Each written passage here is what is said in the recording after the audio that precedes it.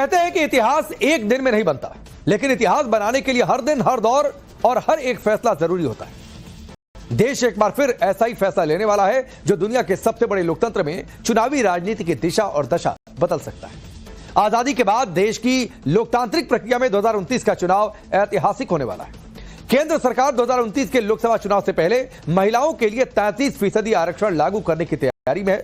इस फैसले के बाद देश की चुनावी राजनीति कैसे बदल जाएगी, संसद के साथ ही राज्यों की विधानसभाओं में कितनी सीटें बढ़ सकती हैं, इन सब सवालों का प्रमाण के साथ विस्तार से विश्लेषण करती ये सुपर एक्सक्लूसिव रिपोर्ट थी।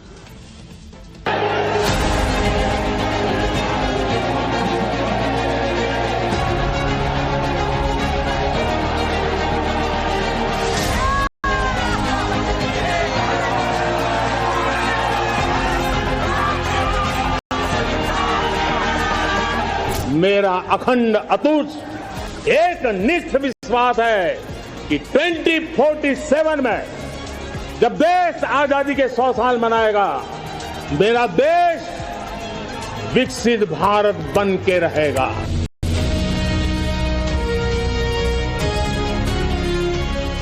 करीब 2.5 साल पहले, जी हां, सिर्फ 2.5 साल का वक्त शेष है जब 150 करोड़ हिंदुस्तानी एक बार फिर लोकतंत्र का सबसे बड़ा पर्व मनाएंगे। तो ऐसी ही तस्वीर आएगी। रैलियों की भागम भाग होगी, नारे गढ़े जाएंगे, नए वादे और दावे किए जाएंगे। 2029 का चुनाव कैसे देश के आजादी के बाद अब तक का सबसे ऐतिहासिक लोकसभा का चुनाव होने वाला है। क्या देश में लोकसभा की सीटें बढ़ने वाली हैं? अगर हैं, तो अलग अलग राज्यों में कितनी सीटें बढ़ेंगी? क्या संसद में राज्यसभा की भी सीटें बढ़ने वाली है? राज्यों में सीटों का समीकरण क्या होगा? ये आपका 5वां समारोह है ना, तो 10वें में मैं आऊंगा।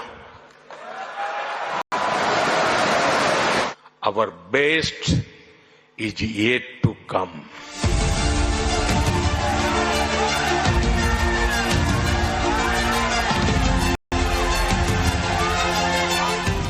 भारत दुनिया का सबसे बड़ा लोकतंत्र आजादी के बाद अनगिनत बदलावों के दौर से गुजरा है। एक बार फिर ऐतिहासिक बदलाव का साक्षी बनने वाला है। सवाल है कि क्या नरेंद्र मोदी 500 पार जाने वाले हैं, और ये क्यों कहा जा रहा है, इसे ऐसे समझिए। केंद्र सरकार 2029 के लोकसभा चुनाव से पहले महिलाओं के लिए 33% आरक्षण लागू करने की तैयारी में है। संसद के मौजूदा सत्र में 2 विधेयक लाए जा सकते हैं। एक बिल के जरिए नारी शक्ति वंदन अधिनियम में संशोधन होगा, जबकि दूसरा परिसीमन कानून में बदलाव से जुड़ा होगा। लोकसभा की कुल सीटों को 543 से बढ़ाकर 816 करने का प्रस्ताव है, यानी करीब 50% की बढ़ोतरी होगी। इसमें जो अतिरिक्त 273 सीटें जुड़ेंगी, उन्हें महिलाओं के लिए आरक्षित किया जाएगा, ताकि मौजूदा सांसदों की सीटें प्रभावित न हो। इसके साथ ही लोकसभा में बहुमत का आंकड़ा भी बढ़कर 409 हो जाएगा। केंद्र में सरकार बनाने के लिए किसी भी गठबंधन को कम से कम 409 सीटों की जरूरत होगी, यानी प्रधानमंत्री नरेंद्र मोदी को चौथी बार प्रधानमंत्री बनने के लिए एनडीए को 409 से ज्यादा सीटों की जरूरत होगी, और प्रधानमंत्री मोदी ने इसकी तैयारी करीब 2.5 साल पहले ही कर दी थी। 19 सितंबर 2023, 2.5 साल पहले की यही तारीख थी। आजादी के बाद पहली बार देश में नई संसद का शुभारंभ हुआ था।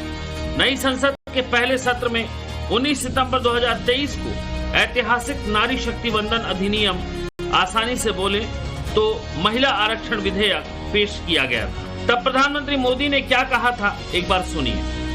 वुमेन लेड डेवलपमेंट के अपने संकल्प को आगे बढ़ाते हुए हमारी सरकार आज एक प्रमुख संविधान संशोधन विधेयक प्रस्तुत कर रही है, नारी शक्ति वंदन अधिनियम। इसके माध्यम से हमारा लोकतंत्र और मजबूत होगा। 19 सितंबर 2023 में महिला आरक्षण कानून संविधान के 106वें संशोधन के रूप में पास हुआ था। इसके तहत महिला आरक्षण नई जनगणना के बाद लागू होना था। अब सरकार का प्रस्ताव है कि नई जनगणना का इंतजार करने की बजाय 2011 की जनगणना के आंकड़ों के आधार पर ही परिसीमन किया जाए। इससे देश का सियासी नक्शा कैसे बदल जाएगा, अलग अलग राज्यों में लोकसभा की कितनी सीटें बढ़ेंगी, ये जानना भी जरूरी है। सबसे पहले बात देश के सियासी सूबे उत्तर प्रदेश की।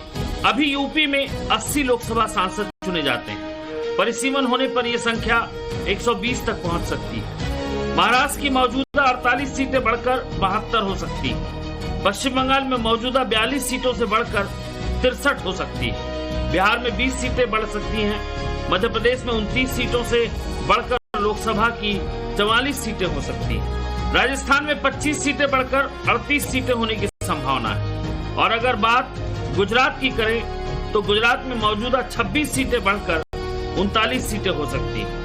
बाकी राज्यों में झारखंड की सीटें 14 बढ़कर 21, असम में 14 से बढ़कर 21, हरियाणा में 10 से बढ़कर 15, मौजूदा 7 सीटों से बढ़कर 11 हो सकती है। वहीं उत्तराखंड की मौजूदा 5 सीटों से बढ़कर 8 सीटें हो सकती हैं। यहाँ एक बात और जान लीजिए कि जो सीटें बढ़ेंगी वो महिलाओं के लिए आरक्षित होंगी। हमारे देश की नारी शक्ति को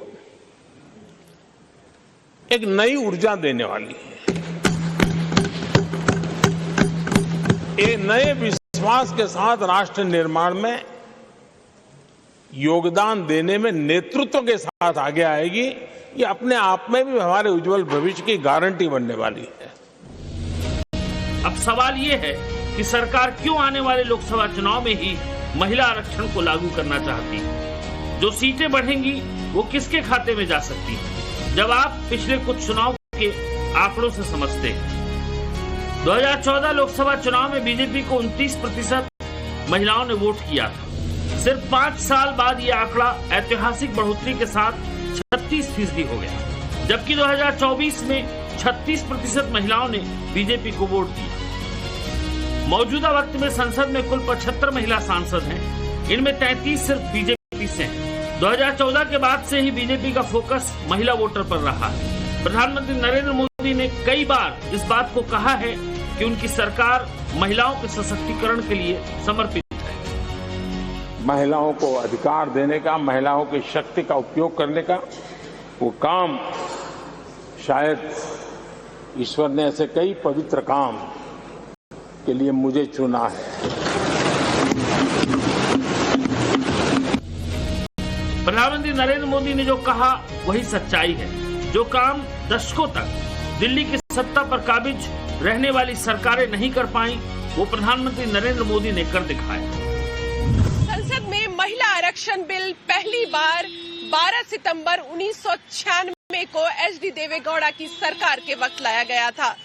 मकसद था लोकसभा और विधानसभाओं में महिलाओं की भागीदारी 33% आरक्षित करना, लेकिन आम सहमति नहीं बन पाने की वजह से ये बिल पास नहीं हो सका और दशकों तक ये लटका रहा। एक दशक के दौरान सरकार ने संसद में महिलाओं की भागीदारी बढ़ाने के लिए तमाम कोशिशें की, जो अब साकार होती नजर आ रही है। लेकिन सवाल बरकरार है। सवाल ये कि संसद में जो सीट बढ़ेगी उन सांसदों के बैठने की व्यवस्था कैसे होगी। तो प्रधानमंत्री नरेंद्र मोदी इसका इंतजाम भी पहले ही कर चुके हैं। पता है कैसे? तो नई संसद की इन तस्वीरों को देखिए और ऐसे समझिए। नए संसद भवन में 1200 से ज्यादा सदस्यों के बैठने की व्यवस्था की गई है। लोकसभा में 888 और राज्यसभा में 384 सदस्यों के बैठने का इंतजाम है, जबकि पुराने संसद भवन में राज्यसभा में 250 सदस्य और लोकसभा में 550 सदस्य ही बैठ सकते थे। साफ है कि अगर महिला आरक्षण के बाद सांसदों की संख्या बढ़ती है तो संसद में बैठने की पूरी व्यवस्था हो सकती है। अब सवाल यह है कि क्या राज्यसभा में भी सांसदों की संख्या बढ़ेगी? इसका जवाब है कि फिलहाल ऐसा नहीं होगा और इसकी वजह भी है। असल में संविधान के अनुच्छेद 80 के मुताबिक राज्यसभा में अधिकतम 250 सदस्य हो सकते हैं। मौजूदा वक्त में राज्यसभा के 245 सांसद हैं, यानी 250 से कम। इससे ज्यादा सीटों की बढ़ोतरी के लिए संवैधानिक संशोधन की जरूरत होगी। नई संसद में उच्च सदन के लिए 384 सीटों की व्यवस्था की गई। जो मौजूदा 245 से ज्यादा है। ऐसे में आने वाले वक्त में परिसीमन के बाद राज्यसभा सीटों में भी बढ़ोतरी संभव है, लेकिन फिलहाल ऐसा मुमकिन नहीं है। प्रस्ताव के मुताबिक सभी राज्यों में लोकसभा और विधानसभा सीटों में 50% की बढ़ोतरी की जाएगी। देश के सबसे बड़े राज्य की बात करें तो यूपी में विधानसभा की 403 सीटें बढ़कर 605 तक पहुंच सकती हैं, जिनमें 202 सीटें महिलाओं के लिए रिजर्व होंगी। लेकिन ये बदलाव परिसीमन के बाद ही लागू होगा, जिसमें 2011 की जनगणना को आधार बनाने की बात सामने आई है। अगर सरकार वक्त रहते संशोधन और परिसीमन की प्रक्रिया पूरी कर लेती है तो 2029 का लोकसभा चुनाव पूरी तरह नए ढांचे में लड़ा जाएगा। ऐसे में यूपी ही नहीं बल्कि देश के कई राज्यों की राजनीति में नई पीढ़ी की महिलाओं की लीडरशिप का आगे आना तय माना जा रहा है। महिला आरक्षण सिर्फ सीटों की संख्या बढ़ाने का मामला नहीं है, बल्कि ये देश की राजनीति में संरचनात्मक बदलाव का संकेत है।